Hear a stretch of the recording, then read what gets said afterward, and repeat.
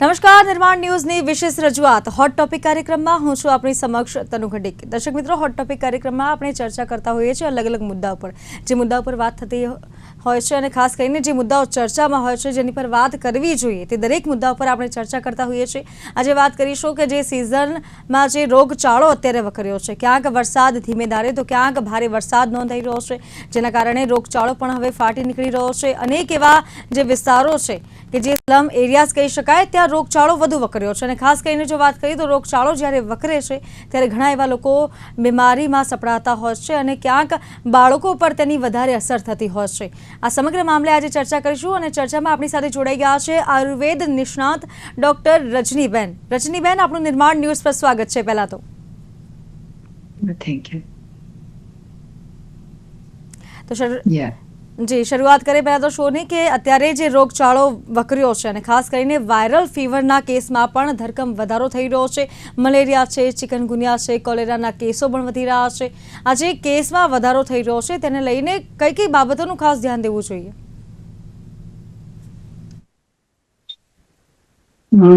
Doctor રજની સોની 22 યર્સથી આ સારવારમાં છું, બધાની સારવાર કરું છું। તો પહેલા આપણે કેવી રીતે આના ધ્યાન રાખવાની બાબત તમે કીધી, તો આમાં આપણે સૌથી પહેલા જેમ રોગચાળામાં મલેરિયા છે, ડેન્ગ્યુ છે, ચિકનગુનિયા છે, ડાયરિયા થઈ જાય છે, વોમિટિંગ વધારે થઈ રહે છે અને ભેજના લીધે તમારા શ્વસન તંત્રના લંગ્સના રિલેટેડ પણ તમને કોઈ પણ બીમારી થઈ શકે છે। આના માટે તમારે સૌથી પહેલા ઘરમાં તમે કોઈ પણ જાતની દવા લો, સૌથી પહેલા તમારે ઘરગથ્થુ ઉપચાર તમારે કરવું જોઈએ।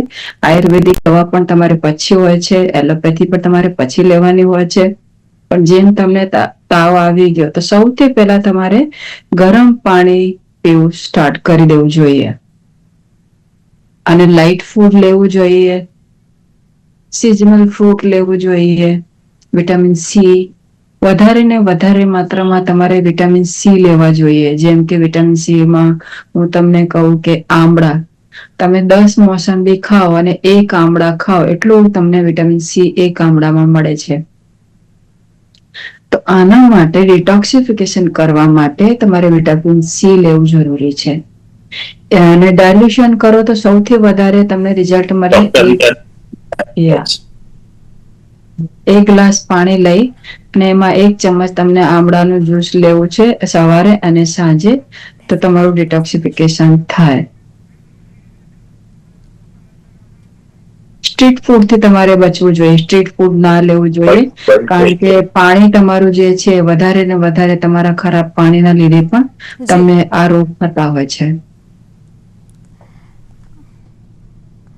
જી, તો ખાસ કરીને જ્યારે અત્યારે પાણીજન્ય અને મચ્છરજન્ય જે રોગચાળામાં વધારો થઈ રહ્યો છે તેની પર અત્યારે ચર્ચા કરી રહ્યા છે। આપણી સાથે પલ્મોનોલોજીસ્ટ નરેન્દ્રભાઈ રાવલ પણ જોડાઈ ગયા છે। નરેન્દ્રભાઈ, આપનું નિર્માણ ન્યૂઝ પર સ્વાગત છે। પહેલા તો જી નરેન્દ્રભાઈ, ખાસ કરીને અત્યારે જે રોગચાળો અત્યારે વકર્યો છે, મલેરિયા હોય, ચિકનગુનિયા હોય કે કોલેરાના કેસ અત્યારે નોંધાઈ રહ્યા છે, તાવ, ઉલટી અને ઝાડાના કેસમાં પણ વધારો થઈ રહ્યો છે, કઈ કઈ બાબતોનું ખાસ ધ્યાન દેવું જોઈએ? એટલે અત્યારે બેન ચોમાસાની સિઝન જે ચાલી રહી છે એના શરીરના ઘણા બધા અવયવોના રોગ થાય છે। શ્વસન તંત્રના રોગ થાય છે, પાચન તંત્રના રોગ થાય છે, નાક કાન ગળાના રોગ થાય છે, આંખના રોગ થાય છે, એલર્જીના રોગ થાય છે, પાણીજન્ય રોગ થાય છે, જંતુજન્ય રોગ થાય છે। હવે શ્વસન તંત્રને જો રોગોની વાત કરીએ તો મોટાભાગે વ્યક્તિને શરદી, ખાંસી, કફ, શ્વાસ ચડો, છાતીમાં દુખાવો થવો એવું બધું થાય છે। નાકની અંદર એલર્જીક રાઇનાઇટિસ એટલે પાણી નીકળે, છીકો આવે, નાક બંધ થઈ જાય, થોડો એલર્જી ફેફસાની અંદર થાય અથવા જંતુ ફેફસામાં જાય તો એલર્જીક બ્રોન્કાઇટિસ થાય, એલર્જીક સ્મોલ એરવે ડિઝીઝ થાય, એલર્જીક એલ્યુલાઇટિસ થાય છે, ન્યુમોનિયા થઈ શકે છે, વાયરલ થી ન્યુમોનિયા થાય છે, બેક્ટેરિયા થી ન્યુમોનિયા થાય છે, અથવા જે દર્દીઓ શ્વાસના છે, જેમને દમ છે, સીઓપીડી છે, કોર્નિક બ્રોન્કાઇટિસ છે, ફાઇબ્રોસિસ છે, એ બધાને શ્વાસના હુમલા આવે છે, ટ્યુબરક્યુલોસિસ થઈ શકે છે, ન્યુમોનિયા થઈ શકે છે। એટલે આ બધા ફેફસાના રોગો થઈ જાય। તદુપરાંત પ્રદૂષિત પાણીના હિસાબે જઠરમાં સોજો આવે છે, આંતરડામાં સોજો આવે છે, ઉલટી ઉબકા થાય છે, ઝાડા થાય છે, પેટમાં દુખાવો થાય છે, મરડો થાય છે, કોલેરા થાય છે, ગેસ્ટ્રોએન્ટરાઇટિસ થાય છે, એવા બધા ઘણા બધા રોગો થાય છે. ચામડીની અંદર શું છે કે એલર્જીક પ્રોબ્લેમ થઈ જાય છે, એક્ઝિમા વધી જાય છે, ખણ આવે છે, સેલ્યુલાઇટિસ થાય છે, એવા ચામડીના રોગો થાય છે.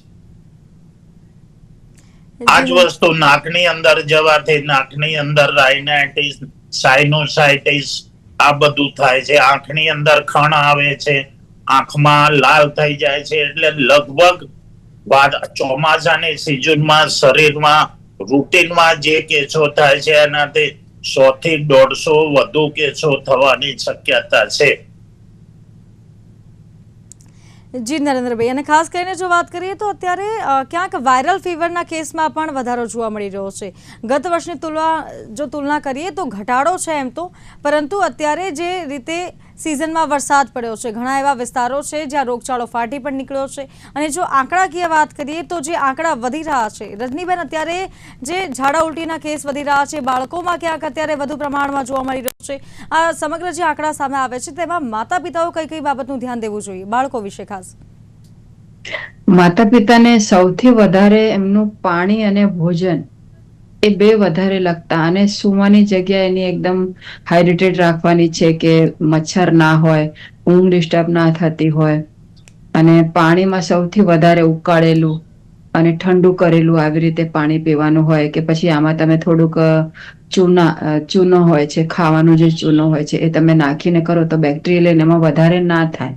એ પાણી પર તમને નિતારીને પાણી એમને પીવડાવવું જોઈએ. અને ફૂડ પર વધારે લસણ, ગાર્લિક જે કહેવાય, તુલસીના પાન હોય કે પછી આદુ, જિંજર એન્ટીબેક્ટેરિયલ છે. અને પેઇન પણ, તાવમાં દુખાવા થતા હોય છે બોડીમાં, એટલે આખા બોડીમાં સ્પ્રેડ થતું હોય છે બેક્ટેરિયા, એટલે એને રોકથામ થાય. એટલે હર્બલ ટી, તમે આના બધાની હર્બલ ટી બનાવીને પણ એમ્પ્ટી સ્ટમક પીવડાવી શકો છો.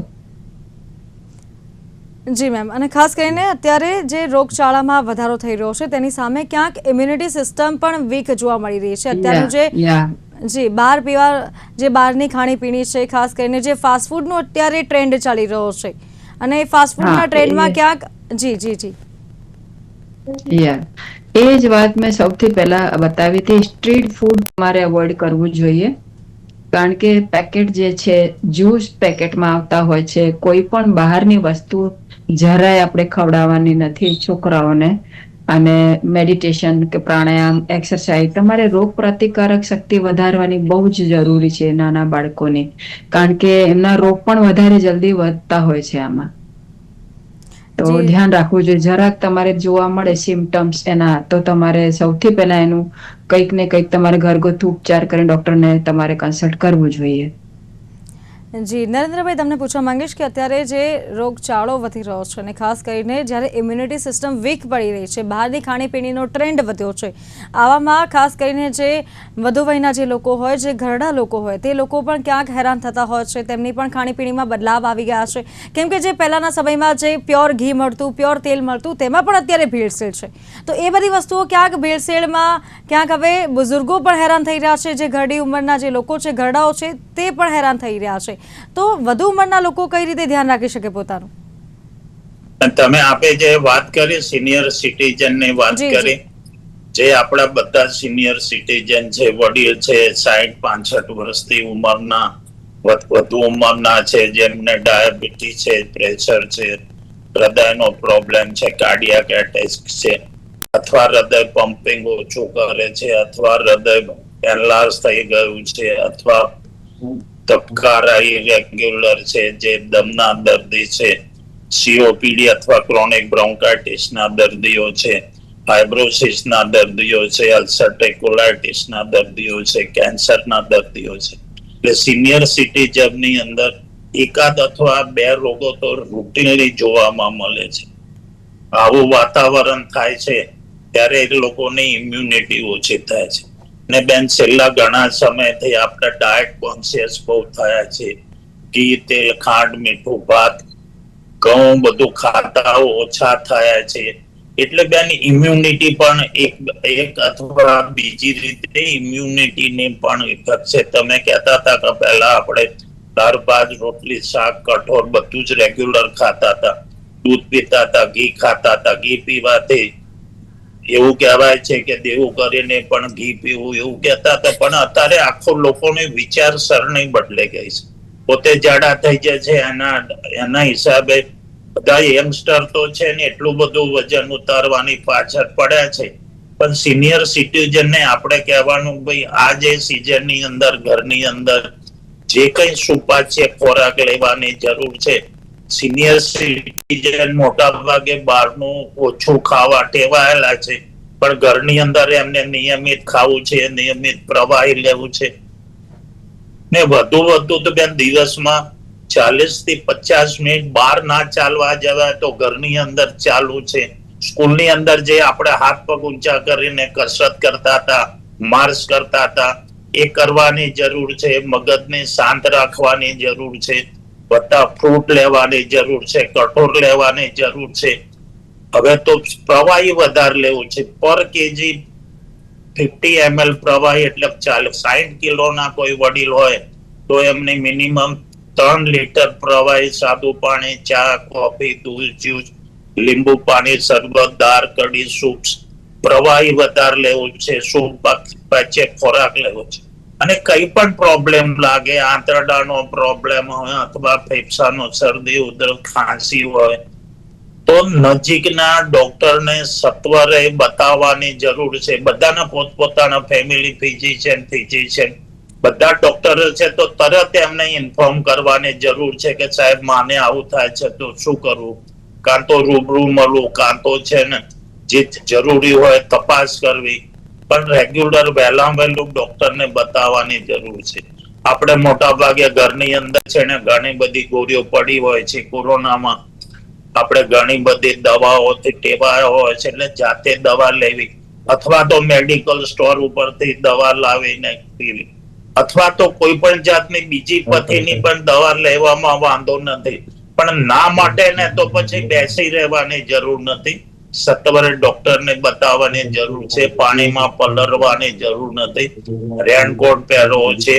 2 વ્હીલર હોય તો વેહિકલ ની અંદર રેનકોટ હેલ્મેટ પહેરવું છે. આ બધી ખાસ ધ્યાન રાખવાની આપણે બધાએ ખૂબ જ જરૂર છે. જી રજનીબેન, તમારી પાસે આવીશ કે અત્યારે જે રોગચાળો ક્યાંક વધી રહ્યો છે અને ખાણીપીણીની પણ ક્યાંક વધારે અસર થઈ રહી છે, આવામાં એક આયુર્વેદ નિષ્ણાત તરીકે આપ કોઈ ટિપ્સ આપવા માંગશો કે કેમ કે ઘરે શું ખાવું જોઈએ, કયા પીણા લેવા જોઈએ? સૌથી પહેલા હું બતાવીશ જે મારો નિજી અનુભવ છે, જે રીતે હું બધાના મારા પેશન્ટને આપતી હોઉં છું, હું જાતે પણ ફોલો કરતી હોઉં છું. એટલે ખાંડ તમારે સૌથી પહેલા બંધ કરી દેવી જોઈએ. શુગર ની જગ્યાએ તમે મધ વાપરી શકો કે પછી તમે ખાંડ સાકર જે હોય ખડી સાકર એ જ તમારે લેવી જોઈએ. દૂધ, હમણાં દૂધ એટલું ફ્રેશ સારું નથી આવતું. ગૌશાળાથી ગૌનું દૂધ આવતું હોય તો તમે પીવી શકો કે છોકરાઓને પીવડાવી શકો. એટલે એ પણ તમારે દૂધ કફ કરે અને તમારું ડિસ્ટર્બ થતું હોય છે આના લીધે. એટલે તમારે પહેલા દૂધ બંધ કરવું જોઈએ. અને હેલ્ધી રાખવા માટે જેમ મેં તમને કીધું હતું હર્બલ ટી, અને સવારે એમ્પ્ટી સ્ટમક તમે શું ખાઓ છો, સવારનો નાસ્તો અવોઇડ કરવો જોઈએ. સવારે હું ડાયટમાં તમને કહું, સૌથી પહેલા તમારે બ્રેકફાસ્ટમાં કોઈ પણ અનાજ ના લેવું જોઈએ. ડાયાબિટીસ છે કે કોઈ મોટા લોકો છે કે મેડિસિન લેતા હોય તો બીપી ડાયાબિટીસની છે તો એ તમે લઈ શકો. સોરી, બીપી કે ડાયાબિટીસ જે મેડિસિન લેતા હોય થાઇરોઇડની, એમને તમારે ખાવાનું હોય તો ખાઈ શકો. બટ જે જનરલ છે બધાને આ સિઝનમાં કે કોઈ પણ માંદગી થઈ ગઈ હોય કે ના થયું તો પહેલા હેલ્ધી રહેવા માટે તમારે સૌથી પહેલા હર્બલ ટી પીવાની, પછી કોઈ પણ સિઝનલ ફ્રૂટ ખાવાનું તમારે. અને ફ્રૂટ ના ખાઈ શકતા હોય તો એમનું જ્યુસ પીવાનું. અને ફ્રૂટ જ્યુસ ના કોઈને ગમતું હોય તો તમારે સૂપ લઈ શકો. તમે કોઈ પણ શાકભાજીના, દૂધી હોય કે કોરિએન્ડર લીફ છે, મિન્ટ છે, તુલસી, ડ્રમસ્ટિક છે કે એમને શું કહેવાય, સરગવાના પાન. સરગવાના પાન નાખી અને પછી તમે આદુ, લસણ, તમને સારું લાગે તો લસણ એ હર્બલ જ્યુસ તમે કે સૂપ તમે લો, એ વધારે તમારી ઇમ્યુનિટીને બૂસ્ટ કરે છે.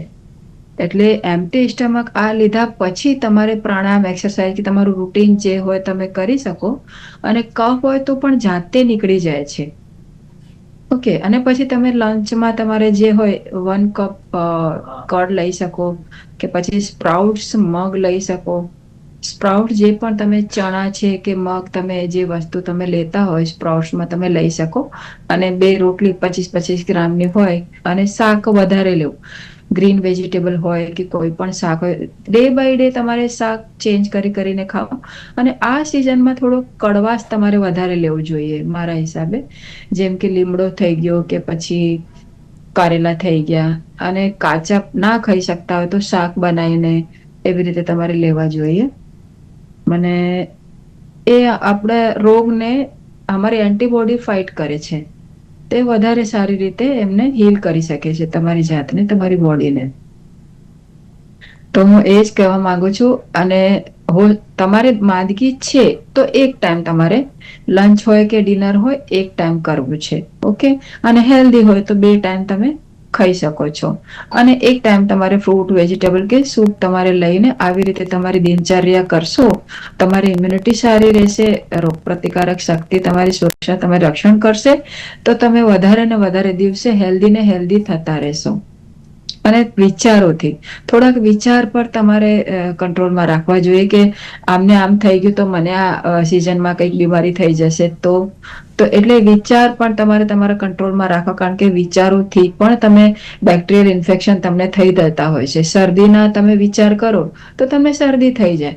તમે તાવના, ના મને તો કોઈ દિવસ તાવ નથી, એમને થઈ ગયું તો તમને તાવ આવી શકે છે. એ પણ એક બેક્ટેરિયલ તમને વિચારોથી પણ આવતી હોય છે માંદગી. એટલે તમારે હેલ્ધી ને healthy day by day affirmation પણ પાસ કરવી છે. હા, એવું છે.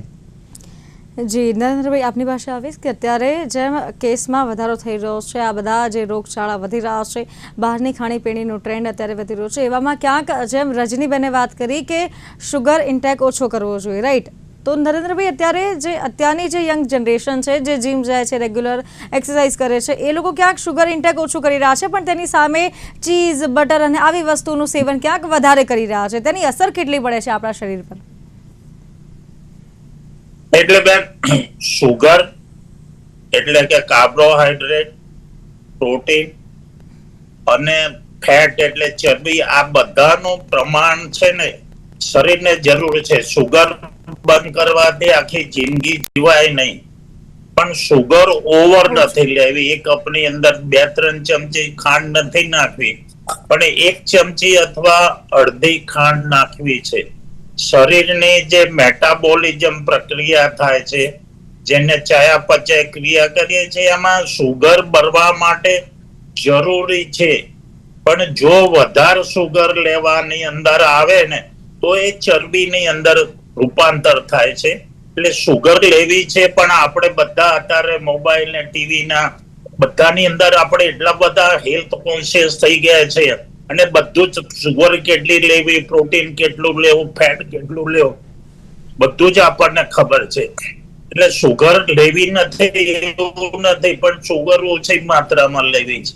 બીજું જે જ્યુસ પીવા છે એના કરતા નારંગી છે, મોસંબી છે, એપલ છે, અથવા જે કઈ ના જ્યુસ મળે છે એના કરતા એને રો ફોર્મમાં લેવા છે. નારંગી ચાવીને ખાવી છે, મોસંબી ચાવીને ખાવું છે, પપૈયું ખાવું છે, તો એની અંદર ફાઈબર મળે. તો એના હિસાબે શું થાય કે શરીરની આંતરડાની અંદર એક વોશ માટેની આવે છે, અને શક્ય એ વધુમાં વધુ લેવા છે. અને સાથે છે ને કે કઠોર લેવાની ટેવ પાડવાની જરૂર છે, જેનાથી પ્રોટીન મળે. દૂધ લેવું છે, પણ દૂધનું સ્વરૂપ દહીં છે, દહીં લેવું છે, મોરી શાક લેવી છે, ચીઝ લેવું છે, પનીર લેવું છે. અને ખોરાકની અંદર બેન છે ને, બેને જેમ કીધું એમ જુદા જુદા શાકભાજી, મોટા ભાગે આપણે મેરમાણમાં શું કરીએ છીએ, બટાકા નાખીએ છીએ. એના કરતા શાક ચડી જાય પછી એની અંદર પનીર મિક્સ કરીને ખાવ તો વધુ સારું.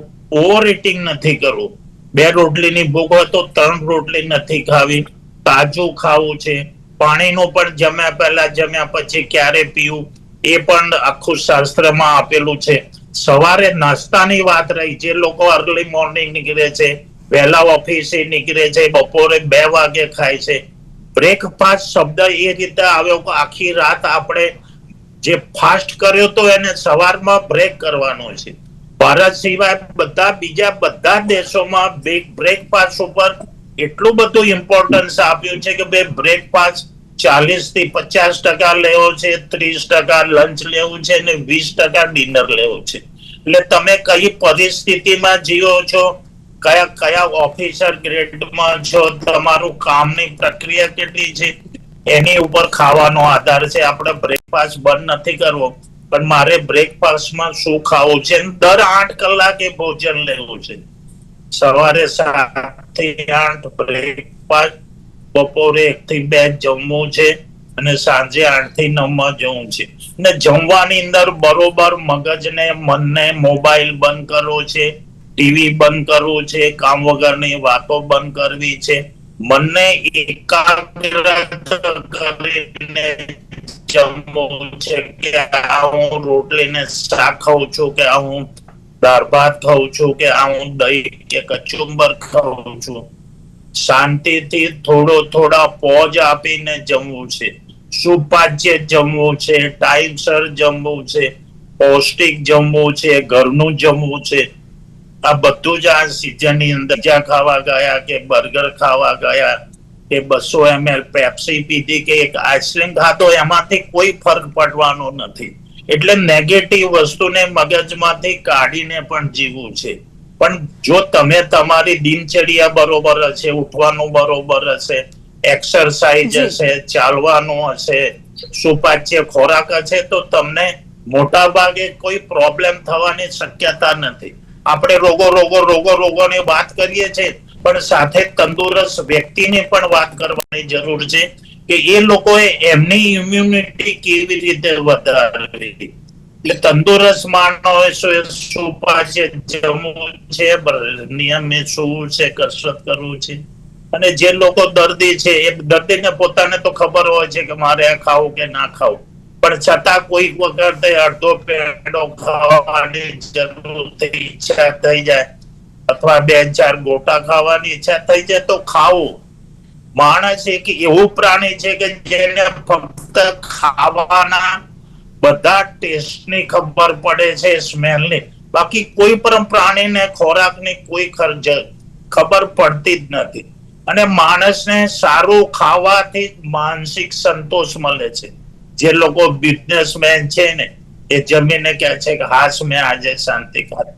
એટલે ખાવાને અણગણ કરવાની જરૂર નથી, પણ પોતાના આયુષ પ્રમાણે, ઉંમર પ્રમાણે, વજન પ્રમાણે સુપાચ્ય ખોરાક લેવો અને મગજને શાંત રહે. મગજના અત્યારે ખબર નહીં, બધા આપણે વજનની પાછળ પડી ગયા છે. જેના હિસાબે ખોરાક ઓછો લેવાય છે, ઇમ્યુનિટી ઓછી થાય છે, રોગ પ્રતિકારક શક્તિ ઓછી થાય છે. ચોમાસામાં ભેજવાળું વાતાવરણ હોવા પુષ્કળ પેદા થાય છે, એલર્જી પુષ્કળ પેદા થાય છે. એટલે દરેક પેથીમાં દવાઓ ઉપલબ્ધ છે, રોગોના સચોટ નિદાન થાય છે. એની અત્યારે બેન કેન્સર પણ 70% મટી જગ્યા છે. એ આપણે જમાનામાં જીવ રહ્યા છે. અમેરિકામાં જે ટ્રીટમેન્ટ થાય છે, કે લંડનમાં જે ટ્રીટમેન્ટ થાય છે, કે ઓસ્ટ્રેલિયામાં જે ટ્રીટમેન્ટ થાય છે, એના કરતા પણ હ્યુમન ટચ વાળી ટ્રીટમેન્ટ આપણે અમદાવાદમાં એટલા બધા સરસ ડોક્ટરો છે કે આપી શકે છે. બધા ઓપરેશન થઈ શકે છે. અને અમુક સ્પેશિયાલિટીમાં તો આપણું વર્લ્ડમાં આપણું નામ છે. એટલે ગભરાવાની જરૂર નથી, શાંતિથી જીવવાની જરૂર છે, સુપાચ્ય ખોરાક લેવાની જરૂર છે, અને આનંદમાં મનને શાંત રાખવાની જરૂર છે. આપણા મનમાં નેગેટિવ થોટ છે ને લગભગ 80% આવે છે. એ બધાને કટ કરવાની જરૂર છે ને પોઝિટિવ વિચારવાની જરૂર છે. મારે તંદુરસ્ત રહેવું છે, મારે 100 વર્ષ જીવવું છે. જી નરેન્દ્રભાઈ, રજનીબેન આપની પાસે આવવા માંગીશ. એક કોઈ ટીપ આપવા માંગો કે કેમ આજની જનરેશન માટે એક આયુર્વેદ નિષ્ણાત તરીકે સમયનો ભાવ છે? હું એક ટિપ્સ આપીશ કે બધાના ઘરમાં કોઈક ને કોઈક માંદગી હોય જ છે હમણાંના ટાઈમે. જી તો હું જી એક હર્બલ પાવડર એવી રીતે બતાવીશ કે બધાને એ પાવડર બનાવી અને ઘરમાં 2 ટાઈમ એક એક ચમચ તમે શકો છો. જી તમારે ઇમ્યુન બુસ્ટ થશે, બ્લડ સર્ક્યુલેશન થશે, કે સાંધાના દુખાવા હશે તો એ પણ ઠીક થશે. જી ડાયાબિટીસ કે પછી થાઇરોઇડ છે, કોઈ પણ બીમારી હોય તો એ પણ તમારી માંદગી મટી શકે છે. આમાં હું નામ નથી લેતી કેટલી માંદગી 100 અપ તમારી કોઈ પણ બીમારી હોય કે માંદગી હોય તો એ તમારી ઠીક થઈ શકે છે. કે 50 ગ્રામ તમે દાણા મેથી લેવાની છે અને 50 ગ્રામ કાળી જીરી લેવાની છે. કાળી જીરી તમે લેશો શોપ પર તમને મળી જશે. જી કાળી જીરી, દાણા મેથી, અજમો સેમ ક્વોન્ટિટીમાં લેવાનું છે અને રોક સોલ્ટ, પિંક સોલ્ટ જે આવે છે એ જી જી તમારે જી ટેસ્ટના હિસાબે તમારે લેવાનું છે. એમાં થોડાક ધનિયા પાવડર જે આપણે શાકમાં આખા દાણાને પીસી વાટીને આપણે નાખીએ છીએ એ વાળા 50 ગ્રામ એ પણ લેવાનું છે. અને એને તમે એરટાઇટ કન્ટેનરમાં બારીક પાવડર કરીને પાવડર ફોર્મમાં મૂકી રાખશો. સવારે ગરમ પાણી સાથે 1 ચમચ લો. એ જ વધારે હોય તો after 50 1 table spoon that means 7 to 10 ગ્રામ. અને નાના બાળકો હોય તો 3 થી 4 ગ્રામ જેટલું જી જી તમે એમને આપી શકો છો. 2 ટાઈમ આ તમે પાવડર પીવડાવો તો કોઈ પણ માંદગી હશે નહીં, હશે તો ઠીક થઈ જશે. અને ઇમ્યુનિટી વધારે સારી હશે તો શરદી થશે પણ આજના દિવસમાં શરદી થઈને ઠીક થઈ જશે. વોમિટિંગ જી હશે પણ આજના દિવસે થઈને ઠીક થઈ જશે. આવી રીતે. અને શુગર તમારે થોડુંક બંધ કરીને કેળા તમે સ્વીટ ખજૂર ખવડાવી શકો કે પછી તમે બીજી કોઈ જેમ કે સાકર ખડી મેં કીધું એ તમે ખવડાવી શકો. થોડુંક આવી રીતે આ ટિપ્સ ફોલો કરો તો જી વધારે રજનીબેન. સારું રહેશે અને હેલ્થ પણ લાઈફ ટાઈમ તમે હેલ્ધી રહી શકો છો. માંદગી ના એવું તો બને જ નહીં, રાઈટ? કારણ કે કોઈને કોઈ કારણસર અમને માંદગી આવતી હોય છે. પણ આ તમે ચાલુ રાખશો અને હર્બલ ટી તમે પીશો તો એમી તમે તમારા એન્ટીબોડી ફાઇટ કરી શકે છે. જી રજનીબેન, આભાર આપનો. અને નરેન્દ્રભાઈ, આપ પણ અમારી સાથે જોડાયા તે બદલ પહેલા તો આપ બંનેનો ખૂબ ખૂબ આભાર. તો દર્શક મિત્રો, હોટ ટોપિક કાર્યક્રમમાં બસ આટલું જ. મને આપશો રજા. નમસ્કાર.